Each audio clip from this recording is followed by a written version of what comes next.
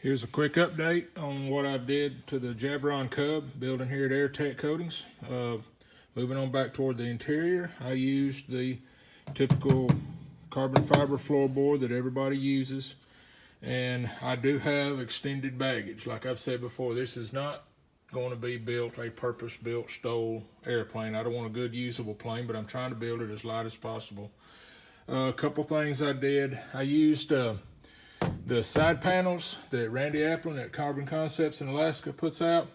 They come pretty well in rough form as far as shape. You trim them like you would aluminum or whatever and cut them all to fit and get them mounted.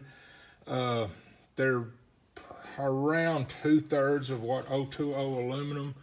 A lot of times when we redo a Cub, we glue in the tweed fabric to make it look even nicer. So to compare the weights to that, actually the floor come in, now this is just on my Cub, figuring the marine plywood versus this, I come in around 6.6 pounds for the full length, and that is a wide body Cub. So I saved 6.6 pounds. And on the side walls, I think if I would have put fabric on and the glue and everything, I think I weighed a square foot.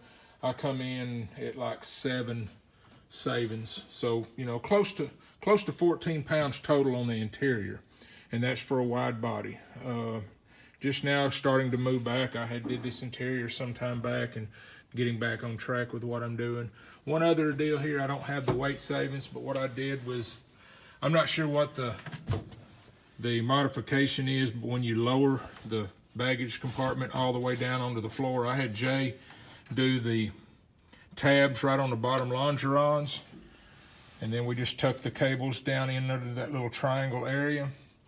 And what that does, it gives you more room. That's one thing.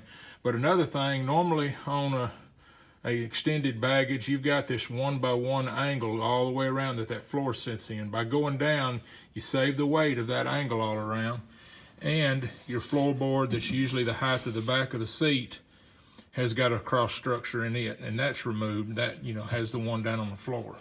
I just put a little plate here to keep stuff from getting in under the seat. I'll figure, when I do my final, I'll figure up what that angle weighs and what kind of weight savings there is for dropping the baggage all the way down. So it's kind of twofold. You get a little more room, and you do save from having that angle iron metal strip around that all sets in.